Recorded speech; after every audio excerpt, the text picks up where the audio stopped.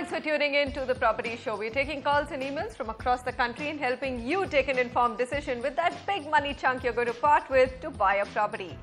Let's tell you what we're going to bring you on the show today. We got high-end home searching in Mumbai and Noida with a budget of 3 crore plus. We also take you to Pune and Bengaluru for the best options in mid-segment homes. And if you're a first-time buyer and the deluge of marketing offers are leaving you overwhelmed, we'll bring you a survival guide to ensure how can you avoid the traps. Finally, a special report on what projects meant for special professional groups really have to offer. Are they worth your money?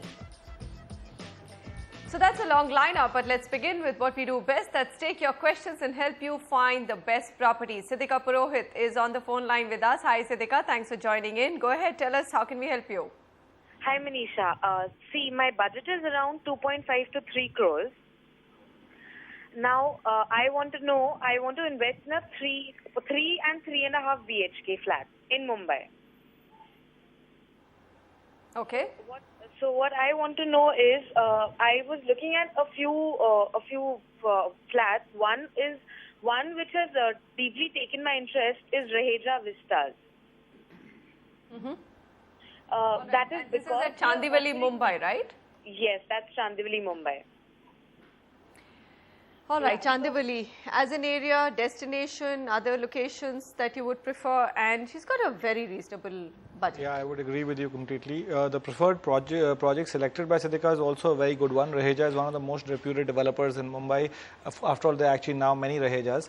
But with respect to this project, they've delivered the phase 1 quite comfortably. Yes. I'm still confused. I don't know about other people. There are like 4 different families coming from the same group as such now. Andheri is very close to Andheri East. Andheri is actually emerging now as a major residential area. Andheri East used to be a big commercial hub, but now there's a lot of residential development also coming up with respect to Andheri East. And due to the proximity of the international airport, a lot of 5-star hotels, IT hubs close by in Malad, I think these areas are very good areas. She's got a great budget. So I'll just quickly share with you some of the data points and one more project that we would highly recommend in addition to what you have shortlisted yourself. So you have total of 10 projects here in the luxury segment, total supply of 2,050 units, 793 units available. Inventory overhang is 17 months. This is with respect to projects getting completed by 2014. The weighted average price of the market is 13,250 rupees a square feet. Price appreciation in the mid and luxury segment has been phenomenal, 45% over the last 2.5 years. That translates to about 20-21% on a compounded annualized basis. Raheja Vista Phase 2, which you shortlisted, is 14,000 rupees a square feet, getting ready in 2014, available from the developer, so you can go ahead with it. The other shortlisted project that we would recommend is Splendor Grande by Oberoi Realty, one of the best names in Mumbai with respect to the quality developers. Andheri East, 14,000 rupees a square feet. This got ready in 2012, or getting nearing completion, and it's available from the developer. All right, so Siddhika, you've done your homework well. The project that you've chosen gets a thumbs up here from Sameer, and you've got one more option, and I'm just going to repeat that one, Splendor Grand.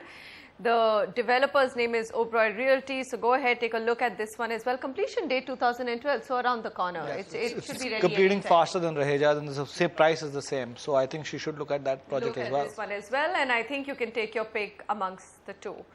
You know, if you're a first-time buyer scouting for the best property in town, the deluge of marketing offers can leave you quite overwhelmed.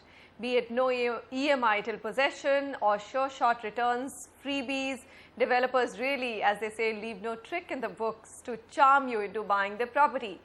This is where we come to the rescue. Here's a survival guide to help you make safe real estate investments.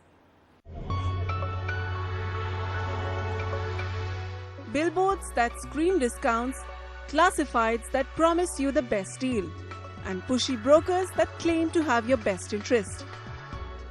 It's an aggressive market out there, and as a home buyer, you need to be ready to navigate through various marketing traps. Customers unfortunately get forced, so to speak, or pushed into a particular product, because typically the brokerage industry is only linked to single developers. So a broker will always take you to the developer he is associated with, and that's where the buyer gets waylaid also. The most popular bait used by many developers is the EMI sharing scheme. Mouth-watering as they may seem, these schemes aren't that profitable once you do the math. Developers charge an 8 to 10% premium for properties sold under such schemes. As a result, your base price goes up, your down payment increases along with other associated costs like stamp duty. Also, the developer is just paying the interest portion of the EMI and you still have to pay the principal yourself. The guarantee of assured returns is another trap you need to watch out for. For a completed commercial property, the developer will offer you rental returns. For under construction projects, he will promise a certain percentage of returns for an agreed period. The builders have figured out is they can approach the retail customers directly, get them to invest that kind of money with the temptation of these returns, assured returns, and use a part of the money themselves. They've just kept a part to pay you as interest. The problem comes in when they run out of the interest money that they've kept aside. Make sure you have a recourse plan in your agreement in case the developer stops paying their assured returns or is unable to attract tenants for the commercial property. Also remember that the assured returns you'll earn will be seen as interest income under the Income Tax Act, and you'll not be able to claim the 30% standard deduction on it. Property experts reveal that project layouts and maps is another grey area. Project layouts play on the carpet area super area confusion. Agreements usually state the super built up area, which includes common spaces. But the carpet area, which is the actual living space, would be much lower than that. Plans should be taken with a grain of salt. They might change. And I think where the problem comes up is not really what they're showing you. It is also what they're hiding. Number one, the location, they might actually not show the railway line to be very close. And secondly, the best part is maps are never to scale. It's essential that you conduct a thorough check on the builder's track record before making a decision. Look out for important documentation like environmental clearances, licenses from the town planning department, and building plan approvals from relevant authorities. Check for certified copies of the title deed of the land on which the project is being made. Also check for an encumbrance certificate to ensure that there are no liabilities from any land transfers. Buyers must also read the fine print of the penalty clause in the agreement. While builder's penalty is much lighter, you will be charged an interest of 18 to 24% per annum if you miss an installment. So don't get influenced by the promise of free gifts and quick returns. Hedge your risks and make an informed choice. Because you'd rather play safe than be sorry. Vasudha Sharma, NDTV. India's #1 news app. Just got even better. Download NDTV's new app. Fully optimized for retina display. Full screen view. Faster response time. And Sudoku. NDTV's new iPad app. Download now.